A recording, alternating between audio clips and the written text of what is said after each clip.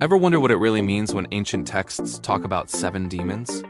It's a phrase that pops up in some very famous stories, and our modern minds immediately jump to horror movies, spinning heads, creepy voices, the whole 9 yards.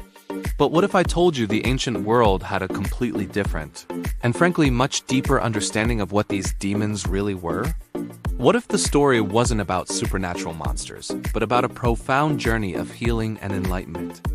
Let's dive into this because the truth is far more fascinating than fiction. When you hear 7 demons, especially in the context of figures like Mary Magdalene, it's easy to picture a literal possession. But in ancient thought, the concept of a demon was much broader. It wasn't just some evil entity from a lower realm. The word could represent a whole range of human struggles. Think of it this way. A demon could be a severe, chronic illness that baffled ancient doctors. It could be a deep-seated psychological trauma, what we might today call complex PTSD or severe depression.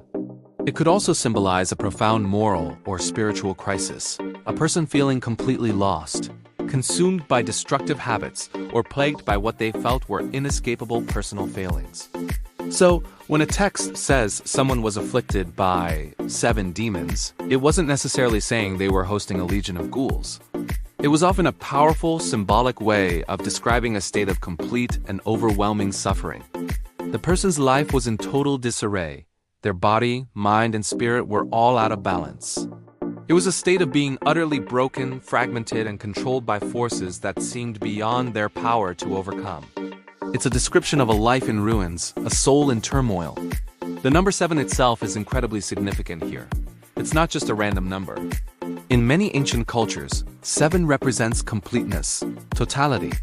So 7 demons implies a total affliction, a suffering that affects every single part of a person's being. It's the ultimate state of brokenness.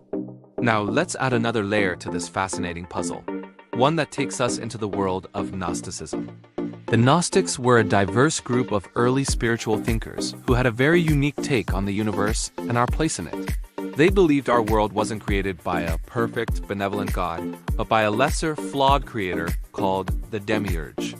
This Demiurge and his powerful celestial rulers, known as the archons, were seen as cosmic jailers. The Gnostics had a specific cosmology. They believed that between our physical world and the true, transcendent realm of light, there were 7 celestial spheres, like layers of an onion. Each sphere was ruled by one of these archons, or planetary powers. These weren't the friendly planets of modern astrology. They were seen as cosmic gatekeepers, cosmic tyrants. According to Gnostic teachings, the human soul, which is a divine spark of light, is trapped in the physical body, a prison of flesh. When we die, our soul tries to ascend back to its divine home.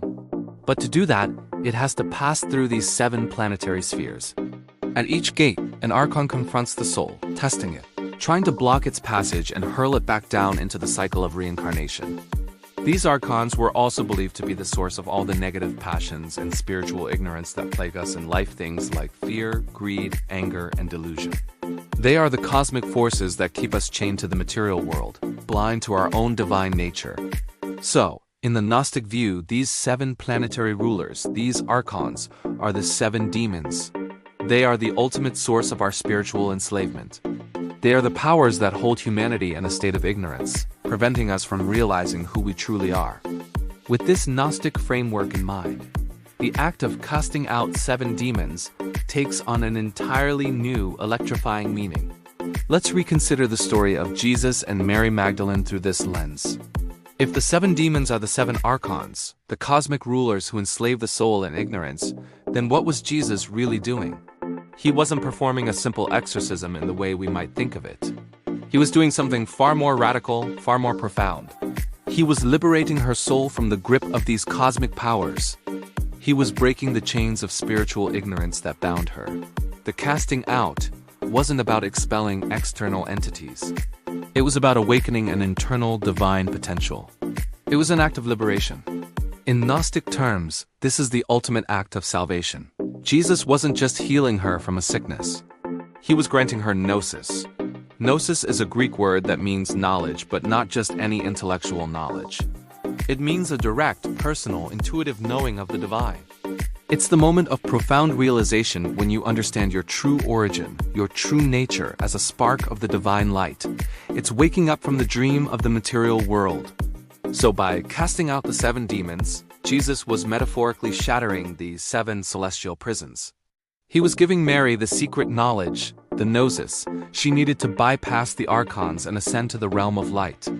He was freeing her from the cycle of fate and reincarnation dictated by these planetary powers. It has a story about a woman being elevated from a state of total spiritual bondage to one of supreme enlightenment. This interpretation completely transforms Mary Magdalene's role. She's no longer just a passive recipient of a miracle. She becomes the prime example of a disciple who has achieved the highest form of spiritual understanding. In many Gnostic texts, like the Gospel of Mary, she is portrayed as the apostle who truly got it. She understood Jesus' deepest teachings, the ones that went beyond the literal and into the mystical. While other disciples were still stuck on earthly concerns, she was the one who received the secret revelations about the nature of the soul and its journey.